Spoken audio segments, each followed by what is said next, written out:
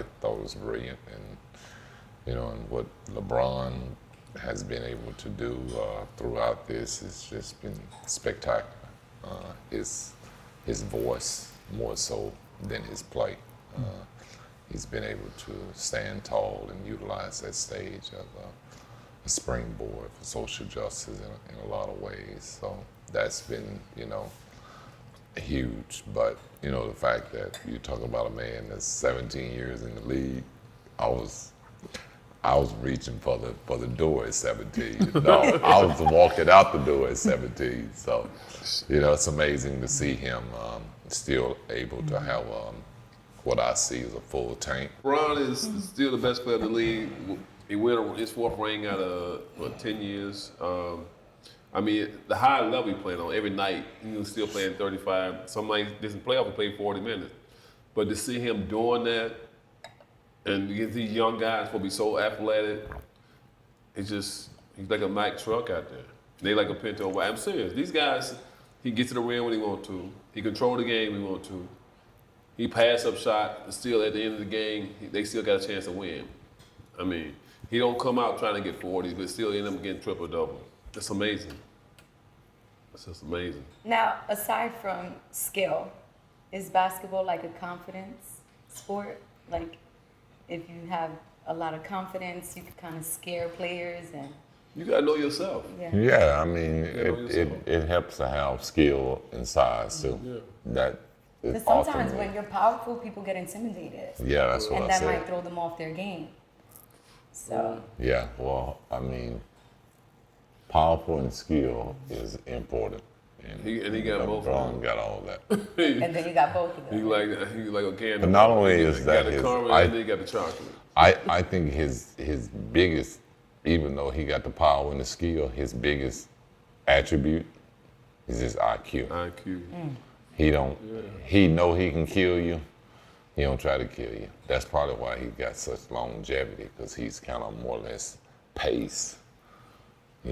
It's not to say he looks like he's pacing, not by any means. And practice. Practice is everything. Oh, yeah. The more you do something, well, the older you get, the more practice you got to put in. But you can tell he put in a lot of work because his game is, steady rise. It speaks for itself.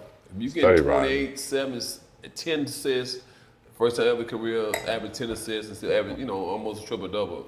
But the bubble was perfect for LeBron to do what he did. Nobody at home field advantage. Well, why is that? Why do you think?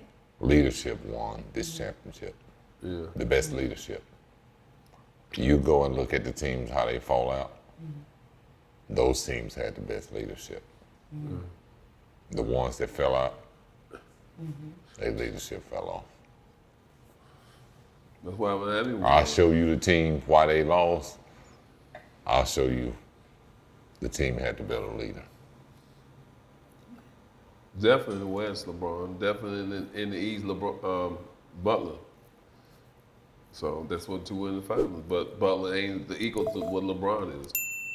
No, they fell short. Obviously they were short. 1 All-Star, 2 All-Stars.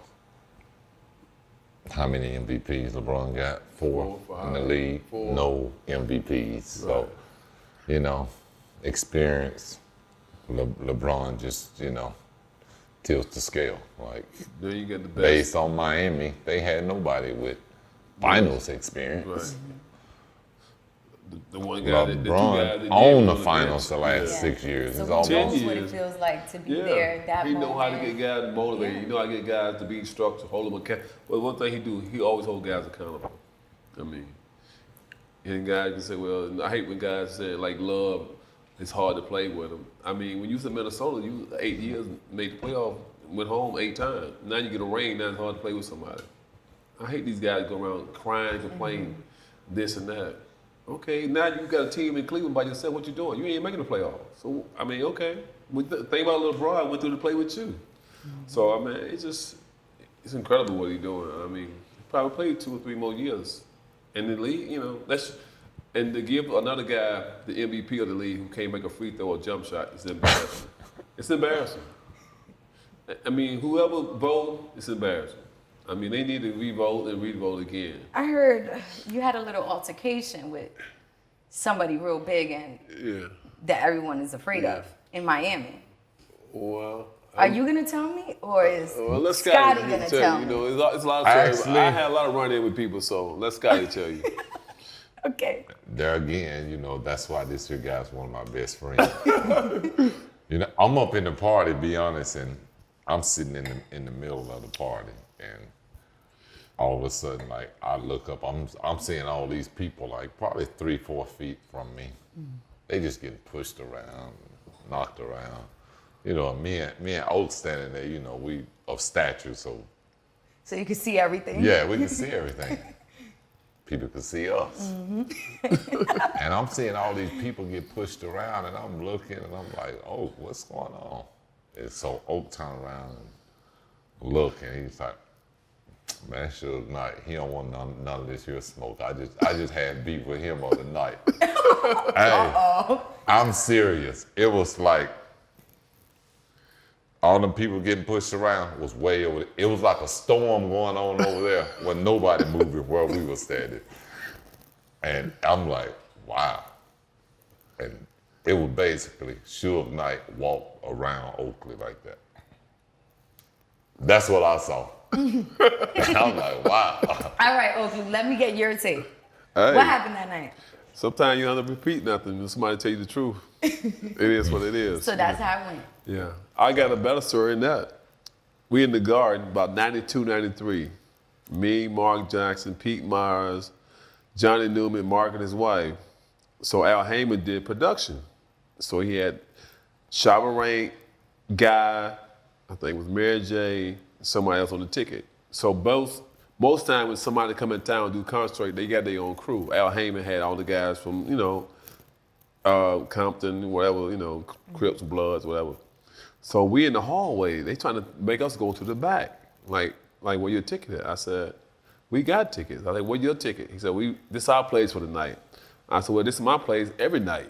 So you should be trying to harass me. But so most time when you see security guard talking to one person and you got like 20 other security guards, they got walkie-talkie. Mm-hmm.